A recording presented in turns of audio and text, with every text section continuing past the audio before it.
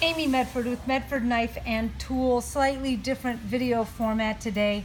I have 13 knives headed to PVK in Las Vegas. Today is the 12th, tomorrow will be Friday the 13th. They may possibly get them by tomorrow. I'm throwing that number 13 out there. I know everybody says it's an unlucky number. I don't know. I've never had a problem with it. I wanted to show you some of just the very, very, very cool glitzy stuff that we send out to PVK in Vegas, because they have a clientele that has a tendency to be a little blingier. You know, everybody's there when you're in Vegas, you know, doing kind of stuff they wouldn't typically do, buying things they might not typically buy. You go there to get their hands on really cool stuff, and now you can get Medford knives right on the strip. I wanted to focus on a couple in particular. This Proxima right here, very cool. I'm going to bring this up a little closer. All right, this one here was conceived, the conceptualization was done by Greg. It's got a roulette on the handle, roulette table, very cool. And on the blade, Greg had them laser engraved some dice. Proxima S35 tumble blade, and we have the roulette table. The Genesis we have here, some playing cards, a little more subtle. We have a flush, very cool. S35, tumbled blade. I hope you can pick up on that. All right, and down the line, Micro Praetorian T, 3V, satin blade, Tonto, jeweling and hammering on the handle and spring.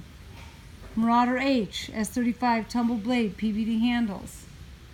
Marauder-H, S35 blade with some grooving done on the top portion so as to avoid the milling recesses. A Midi with sculpting. It's got polished and flaming on the handles with very subtle hammered texturing that fades into the polished handle.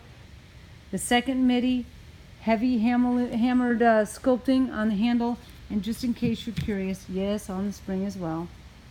Nice bronze to violet anno fade.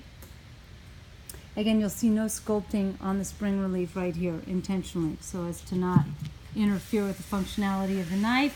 Third Midi, S35 drop point with some, I don't know, diamonds in the sky, I guess I would call that sculpting.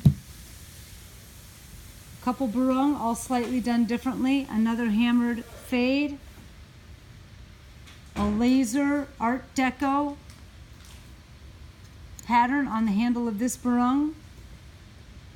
And then the final Burung that looks maybe kind of pretty tactical and straightforward. I'm going to call this the, maybe the Frank Sinatra, because it's classy, not over the top. If you flip it blade down, you'll see it has been polished on the perimeters of the scales and the back strap and the spine of the blade.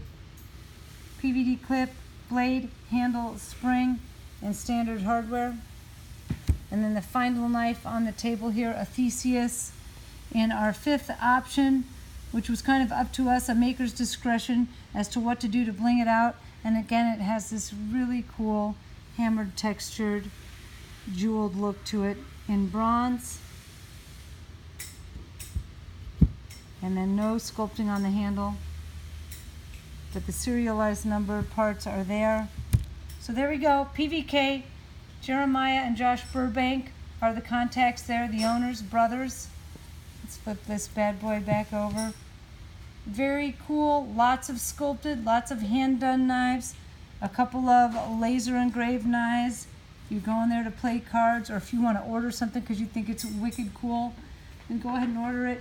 And I didn't talk about this guy here, the poor fat daddy. The biggest, baddest of them all. Pretty straightforward. Has some thick, swirly flaming on the handle and a bronze to violet fade on the spring. Pretty classy. All right, so there you have it. Knives headed to PVK on the 12th. They'll probably get it on the 13th. 13 knives headed their way. I don't know, maybe it's good luck. I think so. I think you should give them a call. All right, you guys, till the next time, I'm out.